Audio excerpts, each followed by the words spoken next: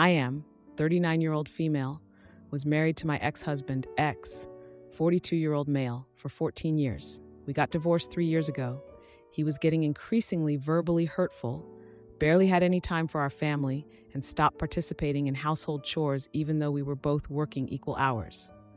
On top of that, he developed an alcohol addiction. I filed for divorce when he hit me in a fit of rage. Our divorce was difficult since he refused to sign the divorce papers, reminded me that we had children and all that. I'll never do it again. Crying and shoot. I didn't budge. We now have joint custody of our children, 15-year-old male, 15-year-old male, and 9-year-old female. I had been seeing my now fiancé, 44-year-old male, for a couple of years. He is a widower, and his 17-year-old son died in a car crash 5 years ago. I am absolutely in love with this man, and he makes me happy. I had even introduced him to my children. My fiancé was not pushy. He respected their boundaries, but my children were hostile towards him. Last week, I broke the news to my children that I would be marrying again. Needless to say, they didn't take it well. My sons yelled at me that I was destroying their family for my own selfish gain and hurting their father, that I moved on too quickly while their father is still inconsolable and grieving. My sons were polite, wonderful young men, and it was a shock to me that they would yell at their mother. My children said that they were waiting for their mom and dad to get back together, but I ruined it all. That I was ditching them and their father, who is still waiting for me to come back home. They further said that while I replaced their dad with another man, their father did not replace me. I had already told X that he is free to date whoever he wants, provided she is a good lady to be around our children. It wasn't my fault that he couldn't leave his house to go around and socialize. My children said they would absolutely not come to my wedding and would cut ties with me if I married another man. This scared me. Even though I love my fiancé, I can't choose him over my children. Am I the idiot? Ite. Well, I sat my boys down and asked them why they thought I was coming back. They said Dad told them that him and I have had such fights in high school and college too, and that we always get back together. X and I were high school sweethearts. This did not sit well with me, and I contacted him, and he had the audacity to say, "Aren't you?" He went on about how my new toy doesn't love me as much as he does, and to reconsider that I was ruining the lives of our children. He wouldn't shut up about how I replaced him while he hasn't even been on a date. I then hung up on him. I'm consulting my lawyer now to look into the custody arrangements and tell my children the truth. I'm also going to admit my children and I into family therapy. Thank you, everyone, for your responses. Now for a few comments before the update. Comment 1. You need to put your marriage on hold. Your ex had clearly been poisoning your children towards your fiancé. Therapy now. They need to understand the real reason for the divorce. That ex was an alcoholic, mentally and verbally hurtful, and became physical. That's why you divorced, not because mommy and daddy changed or whatever you told them. I would also speak with your divorce lawyer and go back to court about custody visitation. There is clearly parental alienation going on here, and it needs to be stopped. It may be too late for the older ones, but the younger one may be saved. Not the idiot, but do not get married until things have been sorted out with your kids. Comment 2, not the idiot. You are not choosing your fiancé over your children. You are choosing him over their manipulative father. Your children are at a disadvantage here. They only see their poor grieving father without knowing the whole truth. It may even be too late because he has had enough time to thoroughly manipulate your children. On the other hand, I would try to make them understand that physical and psychological abuse are boundaries that must never be overstepped, and there is no way back from that. Tell them the truth. They are old enough. This can be a good teaching moment for your kids with regard to their own future partnerships. Now for the update. Hey Reddit, it's been a busy 3 days since my last post, and let me tell you, things have escalated in ways I never expected. I've been trying to navigate this mess with my ex, my kids, and my fiancé, and it's been a joyride of emotions. So after I hung up on my ex, I decided to take action. I called my lawyer to discuss the custody arrangements. because I couldn't let my ex manipulate our kids into thinking we were getting back together. My lawyer was supportive and said we could look into it, but warned me that it might be a long process. Meanwhile, I also set up an appointment for family therapy. I knew we needed professional help to work through this, and I wanted to make sure my kids understood that my decision to remarry wasn't about replacing their dad or abandoning them. But here's where things took a turn. My ex, who had been pretty quiet since our phone call, suddenly showed up at my house unannounced. He was sober, which was a surprise, and he had this look in his eyes that I hadn't seen in years. He said he wanted to talk, and against my better judgment, I let him in. We sat down, and he started pouring his heart out. He admitted that he had been seeing a therapist for his alcohol addiction and anger issues. He said he realized how much he had hurt me and the kids, and that he was working on becoming a better person. He even showed me a 1-year sobriety coin from his support group, which I had no idea he was a part of. I was taken aback. This was the man I had fallen in love with all those years ago, and it was hard not to feel something. But I had to remind myself of all the pain he had caused. I told him I was proud of him for getting help, but it didn't change the past or my decision to move on. That's when he dropped the bombshell. He confessed that he had been lying to the kids about us getting back together because he couldn't handle the thought of me with someone else. He said he was scared of losing his family, and he thought if he could keep the kids on his side, I might reconsider. I was furious. How could he manipulate our children like that? I told him he needed to fix this, to tell the kids the truth and stop giving them false hope. He agreed, but I could tell it was going to be hard for him. The next day, we had our first family therapy session. It was rough. The kids were angry and hurt, and they didn't hold back. They felt betrayed by both of us, me for moving on, and their dad for lying to them. The therapist was great, though, and helped us start the process of healing. It's going to take time, but I'm hopeful. Now, let's talk about my fiancé. He's been a saint through all of this. He's given me space to deal with my ex and the kids, but I could tell it was taking a toll on him. He lost his own son, and the thought of my kids cutting me out of their lives was hitting him hard. Last night, we had a long talk.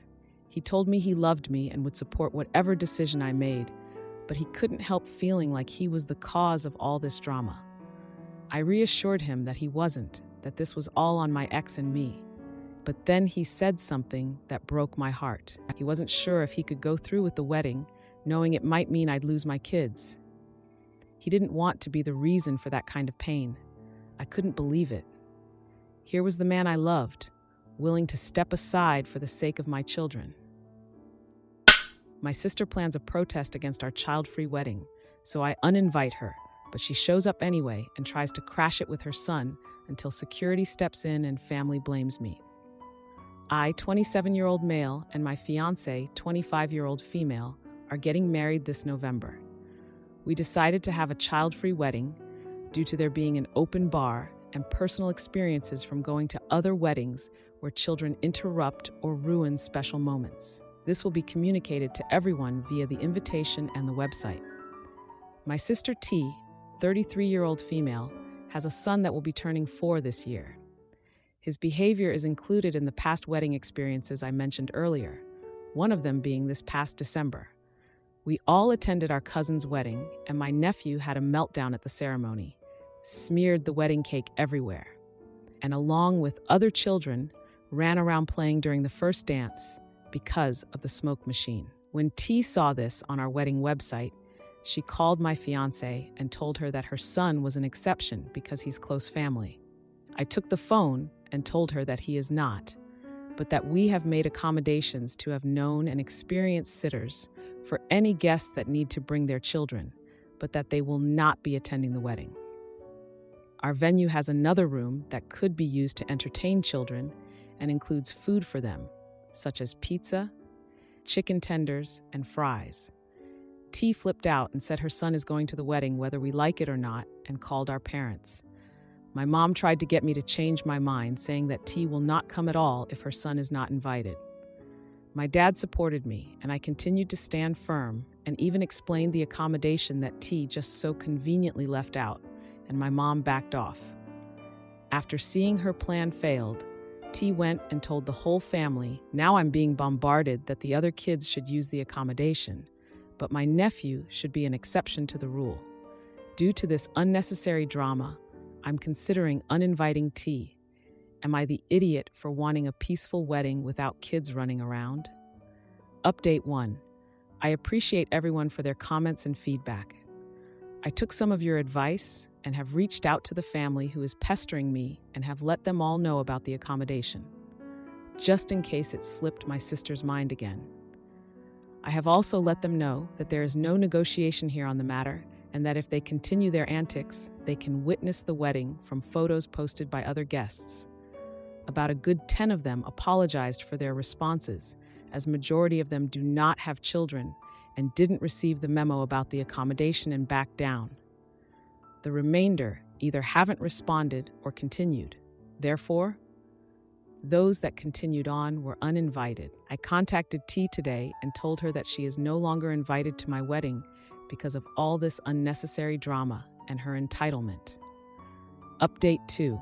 Sorry for not updating. Yesterday was my future father-in-law's birthday. Anyways, a lot of you guys asked, how did T react to being uninvited? When I called her and told her she was uninvited, I hung up soon after and could only hear her just starting to yell right before I hung up. She did keep calling me until I blocked her. I did hear about what happened from my brother-in-law, though. She basically had an adult temper tantrum. He said she started screaming how unreasonable I was, called me and my fiancé out of our names, and how I'm going to regret this down the line. She mentioned that she has a lot of our family members on her side and that they would not come because of her not coming. We don't care, saves us money. She's still thinking that because of that, I'm going to come to her and allow her to come. So, everyone else will. It won't happen, but she's free to think whatever. So far, 11 guests have been uninvited. 6 have been replaced. The rest are savings. Now, for a few comments before the update. Comment 1. Well, clearly we know where the 4-year-old gets his behavioral direction from. Stand your ground. Make it crystal clear that you are not allowing children at the wedding and invest in a few security people to make sure T doesn't show up with Brat Jr. anyhow. Let her flap her tongue, fingers, whatever, all over social media or to family. She just makes herself look worse and worse. I wish you and your lovely fiancé a lifetime of happiness. Comment 2. Not the idiot. You have the right to have a child-free wedding. But in particular, you have the right to have one where your undisciplined nephew doesn't have a meltdown and destroy the cake. I'd tell sis we were going to have children, but your inability to control your son changed our minds. But stand firm on this. Now, for the update. Hey Reddit, back again with another update on the wedding drama. It's been a month since I last posted, and oh boy, have things escalated. So after I uninvited my sister T and those other family members who wouldn't drop the kid issue, things seemed to quiet down for a bit.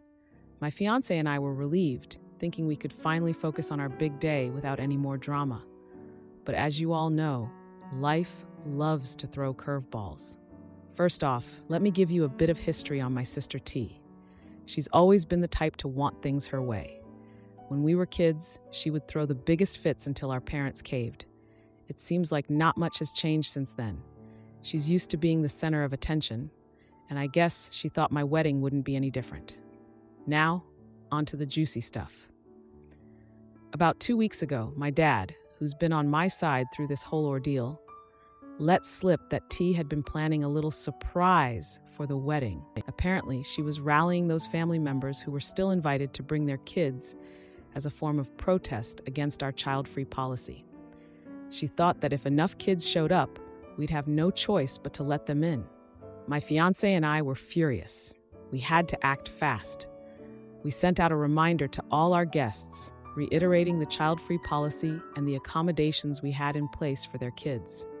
We also had a stern talk with the family members we suspected might be in on T's plan, making it clear that any uninvited guests, kids included, would be turned away at the door. Now remember my brother-in-law, T's husband? He's always been more level-headed and has often acted as the mediator in family disputes.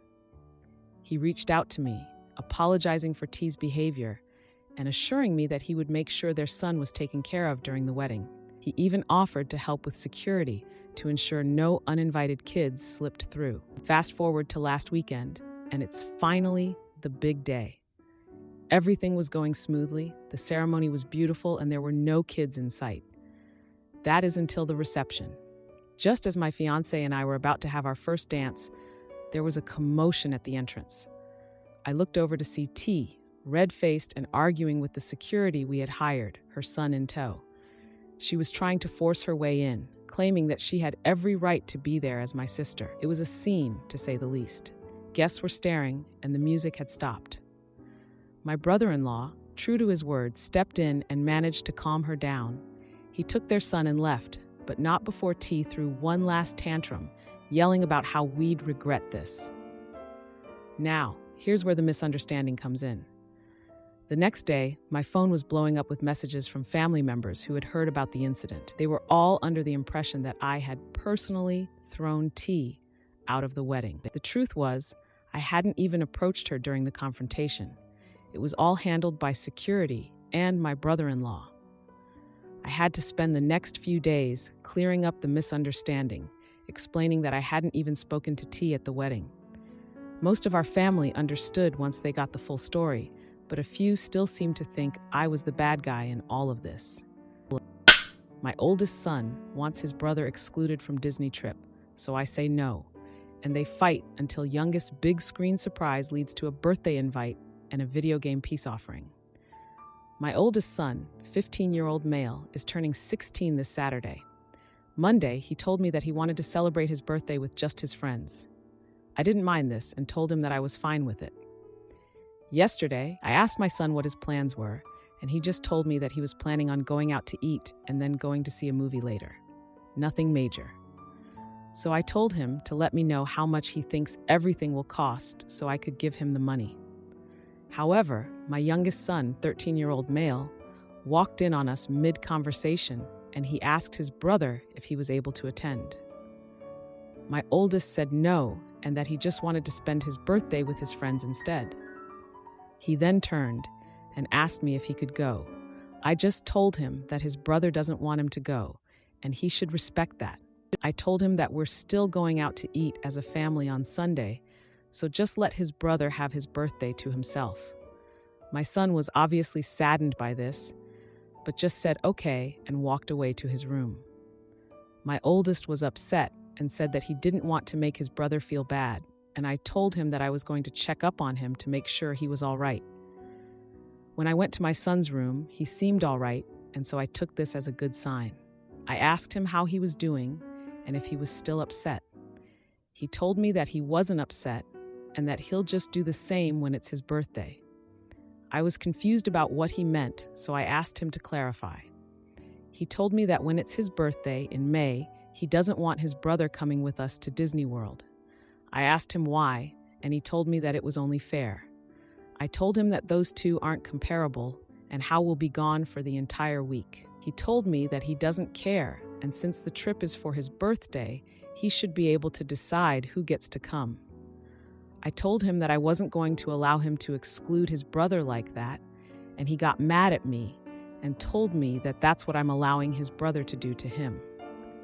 I told him that he'll still get to celebrate with his brother's birthday on Sunday, and that I wouldn't feel comfortable leaving his brother alone for the entire week by himself. He told me that he doesn't care, and he actually doesn't want to go anymore, since he wasn't wanted at first. He then told me that if I make his brother go on the trip, we might as well not go at all. I told him that if that's what he wants, then we won't. He said that he couldn't care less. I was worried about our son's behavior, and I decided to talk to my wife about it. She told me that she doesn't think it'll be fair to exclude our oldest from the trip, but then said that our youngest probably feels left out, and that if he doesn't want his brother coming, then he shouldn't be allowed to come. She said because he didn't try to argue back, we should just allow him to do what he wants and ask our parents if they could take our oldest for the week. Now, for a few comments before the update. Comment 1. You are correct that these two events are not equal. If you exclude your oldest son from the Disney trip over this one-day event, then you will be a complete H of a father. The solution would be to allow your youngest son to have a day with his friends for his birthday, separate from the Disney trip that he can do without his older brother. Those two would be equal events. I cannot imagine leaving one kid at home for a week-long family trip and taking the other kid. This would be totally unacceptable. Comment 2. Are you seriously entertaining leaving your oldest out of a family trip? That's bonkers. These two situations are nothing alike. Older just wanted to chill with friends. That's fine. Around your younger's birthday, let him plan something with friends to do. A movie, batting cages, whatever he's into. And leave big bro out of that. At some point, the grown-ups need to step in and act like grown-ups. Now, for the update. Hey everyone, a lot has happened since my last post about my sons and the birthday drama. Buckle up, because this week has been a wild ride. After my last update, things got even more heated. My oldest son's birthday dinner with his friends was coming up, and the tension in the house was thick. My youngest son, still feeling left out, had been avoiding his brother, which wasn't like him at all. They used to be inseparable, always playing video games together and sharing secrets. I remember when they were younger, my oldest would sneak into his brother's room at night if he had a nightmare, and they'd fall asleep side by side. It broke my heart to see them like this. The day before the birthday dinner, my wife and I sat down with our oldest to talk about the Disney World trip.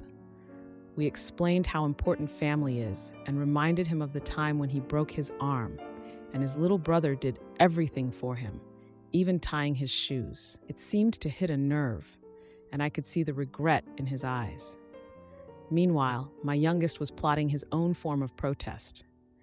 He had been saving his allowance for months, and he decided to use it to book a fancy restaurant for his brother's birthday, the same place where they had celebrated their last birthday together.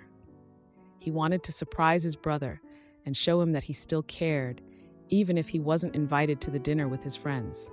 And on the day of the birthday dinner, my oldest went out with his friends as planned. They had a great time, but when they got to the movie theater, there was a surprise waiting.